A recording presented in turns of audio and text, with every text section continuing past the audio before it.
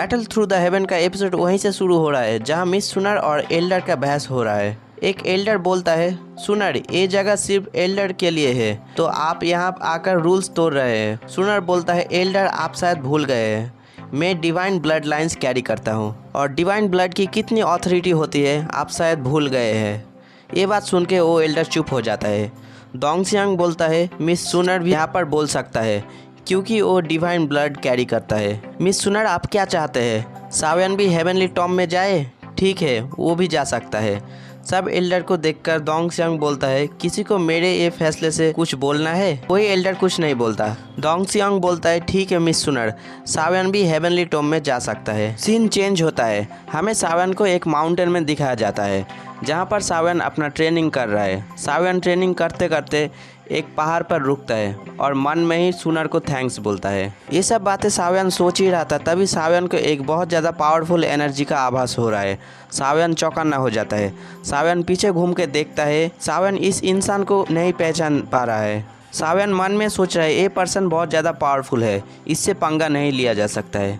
तभी उस इंसान के पास सावियन आता है और उस इंसान को ग्रीट करके बोलता है, सीनियर, मैं यहाँ प्रैक्टिस कर रहा था, मगर मेरे वजह से आपको कोई प्रॉब्लम हो तो मुझे माफ़ कर दीजिए। तभी ये पर्सन सावियन को बोलता है, माफ़ी मांगने की कोई ज़रूरत नहीं है, मैं यहाँ तुम्हारे लिए ही आया हूँ सावियन। तभी ये पर्सन हाथ हिलाता है और वो दोनों देखते ही देखते एक जगह से दूसरे जगह पर ट्रांसफ़र हो जाता है।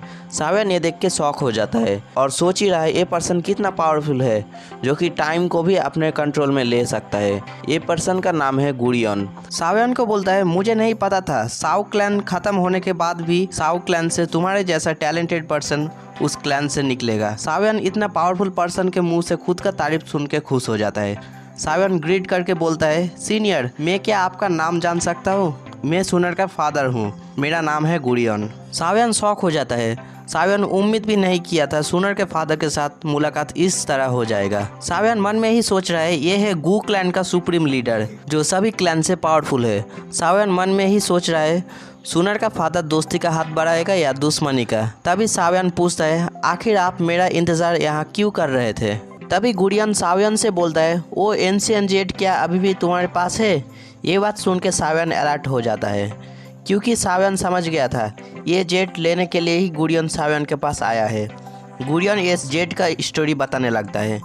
कई लाखों साल पहले एंशिएंट दाओसी हेवन से हमारे दुनिया में आए थे, मगर जब एंशिएंट दाओसी का हेवन में जाने का टाइम हुआ था तब एंशिएंट जेट छोड़ के गया था। उस एंशिएंट जेट के अंदर दाओसी बनने का फॉर्मूला लिखा हुआ है। एंशिएंट जेट के बारे में बहुत बड़ा बड़ा क्लैन को पता चल गया था, तब सब बड़ा क्लैन आपस में ही लड़ने लगे। ये फाइट के कारण से वो एंशिएंट जेट 8 हिस्सों में बट गया।